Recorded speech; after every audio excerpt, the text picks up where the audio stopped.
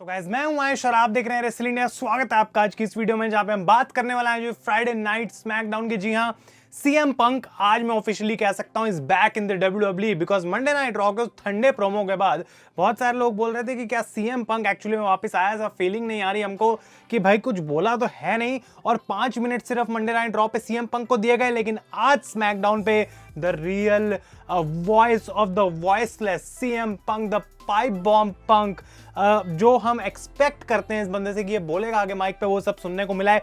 बहुत सारे clever hints जिनके बारे में हम बात करने वाले हैं। कमाल का रिव्यू रहेगा। आप लोग अपने ओपिनियंस मुझे कमेंट्स में जरूर बताएं, और पॉडकास्ट जिसके बारे में बात करी थी वो आज आएगा ही आएगा because a lot to talk about CM Punk, और वो आपको असली अखाड़ा पे आज सुनने को मिलने वाला है। Sorry for the delay but it is on the way, और हम टाइम नहीं वेस्ट करेंगे क्योंकि इतना कुछ है इस एक प्रोमो सेगमेंट के बारे में मेरे पास आज बोलने के लिए इस वीडियो में।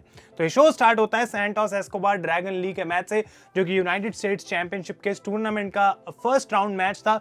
यहाँ पे सैंटोस एस्कोबार जीत गए हैं। डोमिनिक एनएक्सटी में अपना टाइटल डिफेंड करेंगे अगेंस्ट ड्रैगन ली, तो उनकी फ्यूड वहां पे चलेगी, लेकिन सैंटोस एस्कोबार यहाँ पे जो है आगे प्रोग्रेस कर चुके हैं।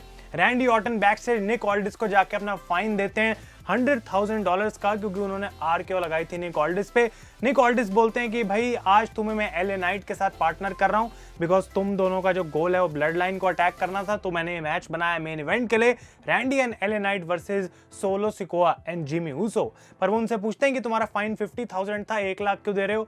तो वो कहते हैं भाई अगली बार जब तुम्हारे को आरकेओ पड़ेगी उसका फाइन मैं पहले से भर रहा हूं। तो Randy Orton being Randy Orton, कमाल की सेगमेंट थी। इसके बाद कोडी रोड्स आते हैं बाहर, और ये ऑफिशियली आज जो स्मैकडाउन हो रही थी ट्रिब्यूट टू द ट्रूप्स थी, यानी कि अमेरिकन फोर्सेस के लिए एक ट्रिब्यूट था आज डब्ल्यूडब्ल्यूई की तरफ से, और वो हर साल ये करते आ रहे हैं, 21 साल से करते आ रहे हैं, और आज इस स्मैकडाउन को स्पेशली सारे अमेरिकन ट्रूप्स के लिए ट्रिब्यूट देते हुए ये शो रखा गया था। तो कोडी रोड्स आते हैं, उस चीज़ को एक्नॉलेज करते हैं कि क्या इंपॉर्टेंस है अमेरिकन फोर्सेस की अमेरिका के लिए, कैसे वो उस कंट्री को ग्रेट बनाते हैं। वीडियो पैकेज दिखाया जाता है कैसे जॉन सीना का इंपैक्ट रहा है सारे ट्रूप्स के ऊपर ओवर दीज ईयर्स, डब्ल्यूडब्ल्यूई ने कैसे कॉन्ट्रीब्यूट करा है इस पूरी चीज़ के लिए। और कोडी रोड्स यहाँ पे आते हैं, उसके बाद हमें ये बेसिकली एक आर्मी की तरफ से एक मार्च देखने को मिलती है। थोड़ा सा वहाँ पे परफॉर्म करते हैं अपनी गन्स को, काफ़ी बढ़िया तरीके से उन्होंने दिखाया है यहाँ पे, और वो ड्रिल हमें देखने को मिली बेसिकली यूएस आर्मी की तरफ से। तो ये था, कोडी रोड्स ने कुछ खास यहाँ पे बोला नहीं, कोई स्टोरी लाइन के रिगार्डिंग कोडी ने आज बात यहाँ पे करी नहीं। He was just being used as the face to हम कह सकते हैं promote this tribute to the troops episode. इसके बाद बॉबी लैशली का मैच हुआ कैरियन क्रॉस के साथ। ये भी एक यूनाइटेड स्टेट्स चैंपियनशिप टूर्नामेंट का फर्स्ट राउंड मैच था, और बॉबी लैशली यहाँ पे जीत गए हैं। एक ही बात मैं बोलूंगा कि कैरियन क्रॉस के साथ डब्ल्यूडब्ल्यूई का क्या प्लान है वो क्लियरली समझ नहीं आता, और ये एक थोड़ी सी चिंता की बात है बिकॉज हम जानते हैं कि ट्रिपल एच के कितने फेवरेट हैं कैरियन क्रॉस, लेकिन अगर वही उनके साथ कुछ इतना अच्छा नहीं कर रहे हैं तो कहाँ प्रॉब्लम आ रही है वो डब्ल्यूडब्ल्यूई को देखना पड़ेगा इस पॉइंट पे। अब हम बात करते हैं सबसे मेन चीज की शो पे भाई, और मेरे से इंतजार नहीं हो रहा बिकॉज इतना कुछ यहाँ पे बोला गया। Best in the world CM Punk, उन्होंने आज पूरे लॉकर रूम को नोटिस पे डाल दिया है और अपनी इंटेंशन क्लियर कर दिया है कि क्यों मैं डब्ल्यूडब्ल्यूई में वापस आया हूं।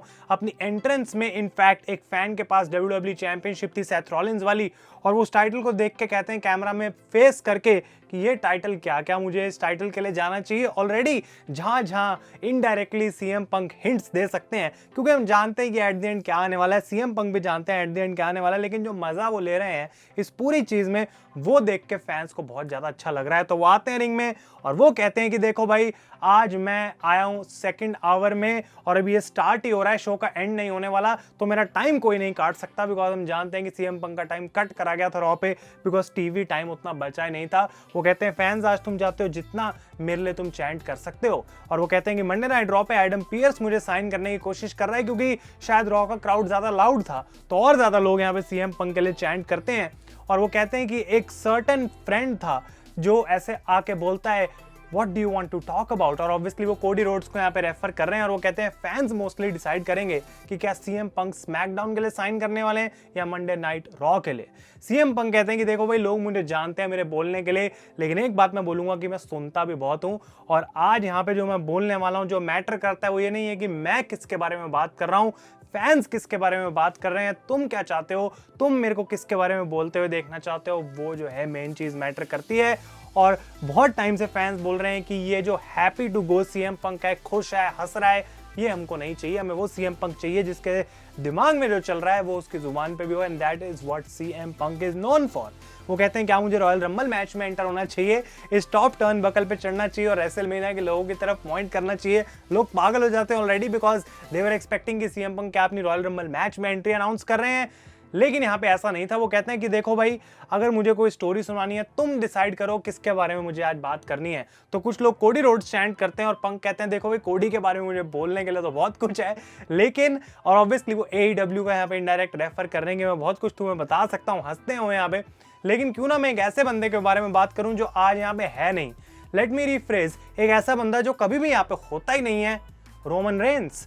और जैसे ही सीएम पंक ने रोमन रेंस का नाम लिया, क्राउड वेंट क्रेजी, क्योंकि ऑब्वियसली लोगों को लग रहा था कि ओ माय गॉड, क्या ये चीज पॉसिबल हो सकती है। वो कहते हैं रोमन, आई एक्नॉलेज यू, लेकिन एक बात मैं तुम्हें बता दूं that I was always the original Paul Heyman guy and he was my wise man. और ये चीज बोली उन्होंने shot taken against Roman Reigns. वो कहते हैं मैं रोमन के अगेंस्ट जा सकता हूं, मुझे पूरी ब्लड लाइन से लड़ना पड़ेगा, सोलो को मैं इतना जानता नहीं हूं, वो मेरे लिए नया है, पर जिमी को मैं बहुत अच्छे से जानता हूं। और उसके भाई मेन इवेंट जे उसो को जिसने बिल्कुल सही किया मंडे नाइट रॉ पे जाके जो वो कर रहा है, तो क्या मुझे जे उसो के पास चले जाना चाहिए या फिर मुझे ब्लड लाइन से स्मैकडाउन पे लड़ना चाहिए। वो कहते हैं अगर ब्लड लाइन से लड़ूंगा तो एक एक करके सारे कजन्स आ जाएंगे, सारे समूहन से मुझे लड़ना पड़ेगा, इतनी लंबी लाइन लग जाएगी, कभी खत्म नहीं होगा। तो मुझे क्या एक टैग टीम बना लेनी चाहिए। वो नाम लेते हैं रैंडी ऑर्टन का, क्योंकि रैंडी एंड LA नाइट जो है वो लड़ रहे हैं ब्लड लाइन से मेन इवेंट में। तो उस मैच को भी सीएम पंक ने प्रमोट करा यहाँ पे कि क्या होने वाला है। और वो कहते हैं कि अगर मैं ऑर्टन के साथ टीम अप करूं, आई डोंट नो टीम कैसी चलेगी, क्या ऑर्टन मुझे पसंद करेगा या फिर नहीं। LA नाइट एक अच्छा ऑप्शन हो सकता है, और ऑप्शंस क्या क्या हो सकते हैं। और LA नाइट का यहाँ पे सीएम पंक ने खुद नाम भी नहीं लिया और क्राउड साथ साथ चैंट कर रहा था, तो इससे पता लगता है कि हर चीज सिंक में थी इस प्रोमो में। वो केविन ओवेंस का नाम लेते हैं और कहते हैं भाई केविन के साथ मेरी टैग टीम तो काफी अच्छी हो जाएगी, लेकिन एक प्रॉब्लम ये है कि हम दोनों ना बहुत सेम हैं। और केविन ओवेंस मुझे समझ नहीं आती क्या करता है ये बंदा, बैकस्टेज जाते हुए किसी को भी रैंडमली बैकस्टेज पंच करता रहता है। एक बात मैं जरूर बोलूंगा कि रैंडमली बैकस्टेज कभी किसी को पंच नहीं करना चाहिए। हम यहाँ पे सारे अच्छे मैच्योर लोग हैं, और ये भी एक शॉट था टुवर्ड्स ऑल एलीट रेसलिंग। और जो भी वहाँ पे बैकस्टेज फाइट्स के रूमर्स हमें सुनने को मिले आज तक कि किसी ने इसको मार दिया, किसी ने उसको मार दिया, और हम जानते हैं recently Kevin Owens punches throw कर रहे थे अपनी फनी बैकस्टेज सेगमेंट्स में, और वो चीज़ ऑस्टिन थ्योरी और ग्रेसन वॉलर पे उन्होंने करी थी। तो वो चीज़ को यहाँ पे सीएम पंक ने उठाया बहुत ही मस्त तरीके से, एक तीर से कम 3 अलग अलग निशाने यहाँ पे लगा दिए उन्होंने। केविन ओवेंस को इन्वॉल्व करा अपने प्रोमो में, वहाँ पे उनको मेंशन किया गया, AEW रेफरेंस थी, और साथ ही साथ वो खुद भी बात कर रहे हैं इस सारी बैकस्टेज इश्यूज के जो उनके हुए थे इन ऑल एलीट रेसलिंग। लेकिन इसके बाद सीएम पंक कहते हैं कि देखो भाई, सबने मोस्टली मुझे यहाँ पे खुशी से वेलकम करा है, बट एक ऐसा बंदा है जो बहुत सारी चीजें बोल रहा है मेरे बारे में, लेकिन मैं अपना टाइम वेस्ट नहीं करूंगा इस चीज पे कि क्या उसने मेरे बारे में बोला है, क्योंकि उसकी आवाज वैसे ही रोते हुए बच्चे की तरह है, और वो इनफैक्ट अपने खुद के घर में मैन नहीं है। Is not the man of his own house hold.